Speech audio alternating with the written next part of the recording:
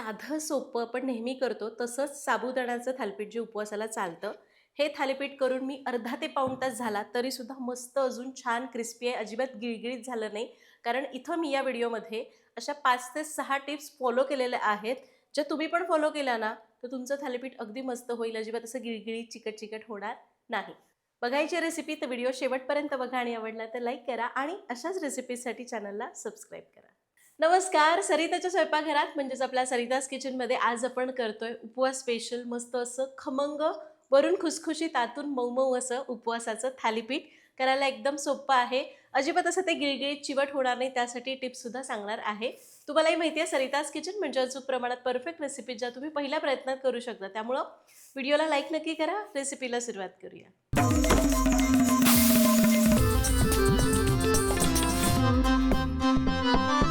सगळ्यात पहिल्यांदा आपण थालीपीठ करण्यासाठीचं साहित्य बघूया. त्यासाठी आपल्याला लागणार आहे भिजवलेला साबुदाणा. 1 कप कोरडा साबुदाणा घेतला, स्वच्छ धुवून भिजवून घेतलाय. असा छान भिजायला पाहिजे. 1 कप कोरडा साबुदाणा, त्यासाठी आपण 2 मध्यम आकाराचे बटाटे घेतलेले आहेत. पाव ते अर्धी वाटी भाजलेल्या दाण्याचा जाडसर कूट लागेल. थोडीशी बारीक चिरलेली हिरवी मिरची, अगदी थोडीशी बेडगी मिरची पावडर, चवीपुरतं मीठ आणि थोडीशी कोथिंबीर.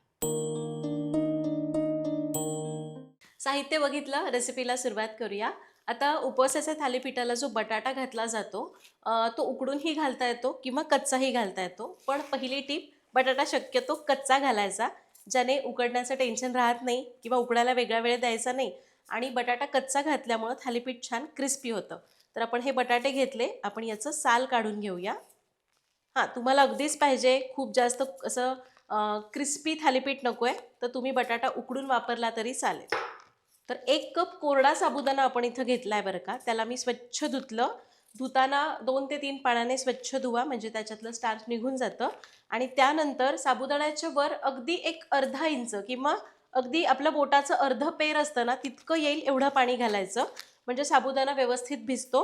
आणि साबुदाणा भिजवत असताना मग तुम्ही कशासाठीही भिजवा, साबुदाणा खिचडी करताय, थालीपीठ करताय, वडे करताय, पसरट भांड्यामध्ये भिजवायचा, म्हणजे साबुदाणा छान भिजला जातो. तर हे घ्या, बटाट्याचं साल काढलं. आता मी एकदम आल्याची किसणी असते ना, ती चहासाठी आपण वापरतो, ती किसणी वापरत नाही, मध्यम आकाराची वापरते, खूप मोठी नाही. याने हा बटाटा किसून घेणार आहे. किसताना शक्यतो असा लांब लांब खिसा, म्हणजे मग थालीपीठामध्ये तो छान लागतो आणि दिसतोही छान. बटाटा मी असा उभा धरते आणि याला किसून घेते. किसताना मी पाण्यामध्येच किसते, म्हणजे तो काळा पडणार नाही. आणि हे घ्या, सगळा बटाटा आपण किसून घेतलेला आहे. आता तिसरी टीप. पहिली टीप साबुदाणा कसा भिजवायचा ते सांगितलं. दुसरी टीप आहे आपल्याला कच्चा बटाटा वापरायचा आहे. तिसरी टीप, बटाटा घेतला, तो किसून घेतला की आपल्याला 2 ते 3 वेळा स्वच्छ धुवायचं आहे, म्हणजे त्याचा गिळगिळीतपणा कमी होतो आणि थालीपीठ मस्त क्रिस्पी होतं. तेही गिळगिळीत होत नाही. मी काय करते, आता याला चांगलं स्वच्छ असं हाताने, हलक्या हाताने चोळते, हे पाणी काढते आणि पुन्हा 2 वेळा असंच धुवून घेणार आहे. आणि हे घ्या, बटाटा 2 ते 3 वेळा स्वच्छ धुतला. आता बघा कसा शुभ्र दिसतोय आणि एकदम असा रफ लागतोय हाताला, गिळगिळीत लागत नाही. याला आपण पाण्यातच ठेवूया आणि थालीपीठाचं पीठ मळायला घेऊ. आता परातीमध्ये भिजवलेला साबुदाणा घ्यायचा. साबुदाणा जर तुम्हाला वाटतंय की खूप चिकट होतो, चांगल्या क्वालिटीचा नाही आहे, तर तुम्ही साबुदाणा थोडासा गरम करा, पूर्ण गार करा आणि मग भिजायला घाला, मग छान होईल. आता हा साबुदाणा बाकीचं सगळं घालण्याच्या आधी थोडासा आपल्याला मळून घ्यायचा आहे. यामुळे ना साबुदाणा थोडा एकजीव व्हायला मदत होते आणि थालीपीठाला बाइंडिंग चांगलं येतं. खूप जास्त नाही, थोडासा 1 मिनिटभर मळून घेऊ. आणि ही आपली चौथी टीप. साबुदाणा आपण मिनिटभर मळून घेतला, तर यामध्ये बाकीचं साहित्य घालूया. भाजलेल्या दाण्याचा जाडसर कूट. कूट जाडसर ठेवा, म्हणजे छान असं क्रिस्पी होतं. यामध्ये मी थोडी बेडगी मिरची पावडर घालते. ही प्लेन मिरची पावडर आहे, यामध्ये मसाले नाही आहेत, त्यामुळे ही आमच्याकडे उपवासाला चालते. तुमच्याकडे चालत नसेल तर नाही घातली तरी चालेल. बारीक चिरलेली हिरवी मिरची किंवा मिरची कुटून घातली तरी चालणार आहे. थोडीशी चिरलेली कोथिंबीर, ज्यांच्याकडे चालते त्यांनी घालावी, नाही चालत त्यांनी घालू नका. चवीपुरतं मीठ घालूया आणि आपण हा जो बटाटा घेतलाय हा चांगला पिळून घालायचा.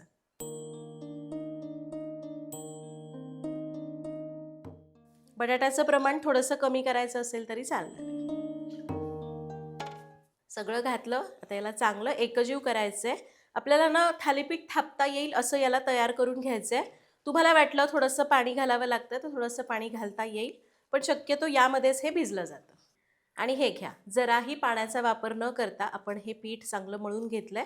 तुम्हाला दिसतंय ह्याचा चांगला गोळा झालेला आहे. लगेच थालीपीठं करायला घेऊ. तर थालीपीठासाठी आपण काय करू, थोडंसं हात पाण्यामध्ये बुडवायचा, पीठ पाहिजे तेवढं काढून घ्यायचं आणि याचा गोळा करूया.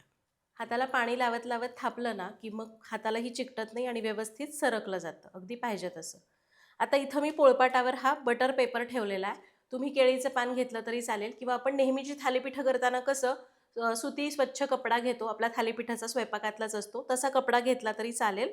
आता माझ्याकडचा जो कपडा आहे तो मी बाकी पदार्थांना वापरला, जे उपवासाला चालत नाहीत म्हणून मी बटर पेपर घेतला आहे.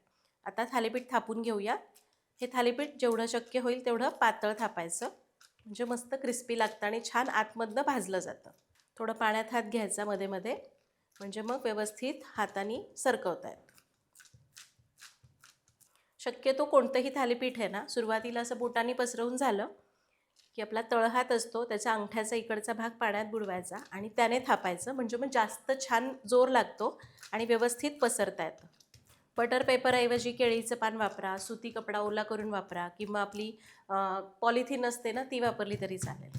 हे घ्या, मस्त पातळ असं थालीपीठ थापलं. आपण मध्ये एक छिद्र करूयात याला आणि थालीपीठ भाजायला घेऊ. आता थालीपीठ भाजताना हा पेपर असाच उचलायचा किंवा केळीचं पान, कापड तुम्ही जे घेताय ते उचला, तव्यावर टाका आणि वरच्यावर काढून घ्या. प्लास्टिक किंवा पॉलिथिन वापरताय तर थोडंसं काळजी घेऊन करावं लागेल, कारण ते तव्याला चिकटू शकतं. त्यामुळे आधी हातात काढून मग टाका, तसं केलं तरी चालेल. आता थालीपीठ भाजण्यासाठी तवा गरम करत ठेवला आहे. तवा मध्यम गरम पाहिजे, खूप कमी गरम नको किंवा जास्त गरम नको. यावर मी घालते शेंगदाण्याचं तेल. उपवासाला शेंगदाण्याचं तेल चालतं म्हणून मी शेंगदाण्याचं तेल वापरलं आहे. आणि हे आपलं सरिताज किचनचं लाकडी घाण्याचं तेल आहे, जे शुद्ध पारंपरिक आहे, ज्यामध्ये आपण केमिकल्स वापरत नाही. एकदम प्युअर पारंपरिक पद्धतीने काढलेलं असतं. एकदा जरूर वापरून बघा. ऑर्डर करण्याची लिंक डिस्क्रिप्शन बॉक्समध्ये दिलेली आहे. तेलाऐवजी तुम्ही तुपाचा वापर केला तरीही चालणार आहे. तेल घातलं, तवा व्यवस्थित तापू द्या आणि थालीपीठ थापून घेऊया. कागद असाच उचलायचा, यावर थालीपीठ टाकूया, वरच्यावर काढून घ्यायचं. आता सुरुवातीला मी थोडंसं तेल सोडते कडेला आणि मध्ये. आपण थोडंसं वरून पाणी लावायचं, यावर झाकण ठेवायचं आणि याला मंद आचेवर मिनिटभर असंच ठेवूया किंवा एक अर्धा मिनटं ठेवू, खालनं याला भाजून घेऊ. तर साधारण एक अर्धा मिनिट झाला, याला मंद आचेवर ठेवलं होतं. झाकण ठेवल्यामुळं काय होतं, वरची बाजू सुकून चिरा पडत नाही, म्हणून थोडं झाकण ठेवायचं.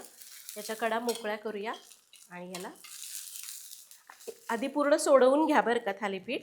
आणि जर तुम्ही हे नीट खाली पचू दिलं नाही, शिजू दिलं नाही, तर कदाचित उलटताना तुटू शकतं. त्यामुळे आधी व्यवस्थित हे शिजू द्या, साधारण एक अर्धा एक मिनटं ठेवा आणि मग उलटून घ्यायचं. झालं ना. आता मात्र मी याच्यावर झाकण ठेवणार नाही. गॅस मी मध्यम ठेवते, खूप मोठा नाही खूप कमी नाही. आणि याला छान दोन्ही बाजूने खरपूस होईपर्यंत भाजून घेणार आहे. हे होतंय तोपर्यंत मी दुसरं थालीपीठही थापून घेते. हे थापत थापत ते भाजून घेऊया. आता बघा, इकडे मी थालीपीठ थापून घेतलं, तर ही बाजू भाजून झाली आहे. उलटूया. आता ना हे ना आपल्याला भाजण्यासाठी पेशन्स लागतात बरं का. थापायला पीठ मळून अगदी पटकन होतं, पण भाजायला अगदी पेशन्स लागतात. छान क्रिस्पी होईपर्यंत भाजायचं, म्हणजे चवीलाही छान लागतं. आता साधारण 1-2 ते 3 मिनटं लागतील. दोन्ही बाजूने छान असं उलटपलट करत भाजूया. आणि हे बघा, मध्यम आचेवर थालीपीठ दोन्ही बाजूने मस्त भाजलं आहे. हे बघा, छान क्रिस्पी झालं आहे की नाही. आतमधनं पण भाजलं गेलं आहे. याला असं एखाद्या जाळीवर किंवा टोपलीत वगैरे काढायचं, म्हणजे मग खाली पाणी सुटून ते ओलं होणार नाही. आता हे थापलेलं थालीपीठ आहे, हेही भाजूया.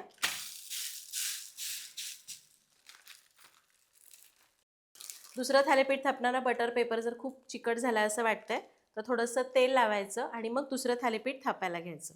आता हे थालीपीठ पण आपण अगदी पहिल्याप्रमाणेच भाजून घेऊ. आता हे आपलं दुसरं थालीपीठ भाजतंय, तोपर्यंत उपवासाची मस्त दह्याची चटणी दाखवणार आहे.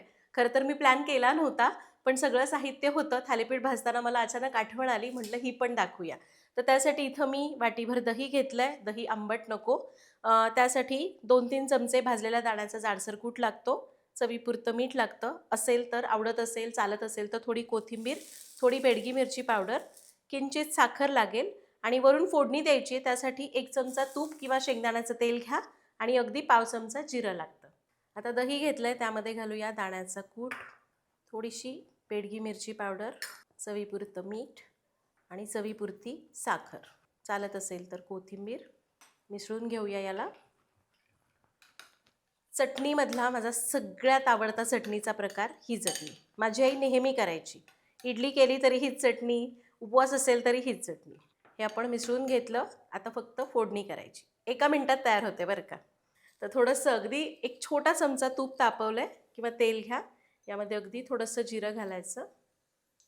गॅस बंद करायचा. फोडणी झाली. ओतूया. आहे ना सोपी आणि चवीला पण 1 नंबर लागते माहिती आहे. फक्त दाण्याचा कूट थोडा जाडजाड ठेवायचा म्हणजे असं ते दाताखाली भारी वाटतं. वरून थोडी कोथिंबीर घातली. उपवासाची चटणी तयार झाली. चटणी तयार होत होती तोपर्यंत आपलं थालीपीठ दुसरंही भाजून झालेलं आहे. मस्त गरमागरम असे ते कुरकुरीत थालीपीठं आणि त्याच्यासोबत ही दह्याची चटणी, त्याच्यामध्ये तो शेंगदाण्यांचा क्रंच, खूप भारी लागतं. मला खूप आवडतं थालीपीठ करताना. मला या चटणीची आठवण झाली. सगळं साहित्य होतं म्हणून मी पटकन तुम्हाला दाखवली. तर तुम्ही सुद्धा उपवासाच्या चटणीमध्ये काही वेगळं करायचं असेल तर ही माझी पद्धत एकदा नक्की नक्की करून बघा. उपवास नसतो ना तेव्हा याच्यामध्ये फोडणीत मोहरीसुद्धा घाला, मग छान लागते. ठीक आहे. तर या पद्धतीने केलेली थालीपीठं मस्त कुरकुरीत राहतात. पण हो, किती पण कुरकुरीत असली तरी साबुदाण्याची स्वतःची एक क्वालिटी आहे की तो थोड्या वेळाने मऊ पडतो. त्यामुळे साधारण एक अर्धा पाऊण तासच ही अशीच क्रिस्पी राहतात. परत ती 100% मऊ पडणारच. मी काय उगाच सांगायचं पण सांगत नाही. मस्त क्रिस्पी थालीपीठ मऊ हे पडतंच. त्यामुळं करताना हे पीठ मळून ठेवा. जेव्हा लागणार आहे तेव्हा पटापट गरम गरम करून खा. तर तुम्ही सुद्धा या पद्धतीने उपवासाला ही थालीपीठाची रेसिपी नक्की करा. काही शंका असतील तर कमेंट्समध्ये विचारा. भेटूया पुढच्या भागात. धन्यवाद.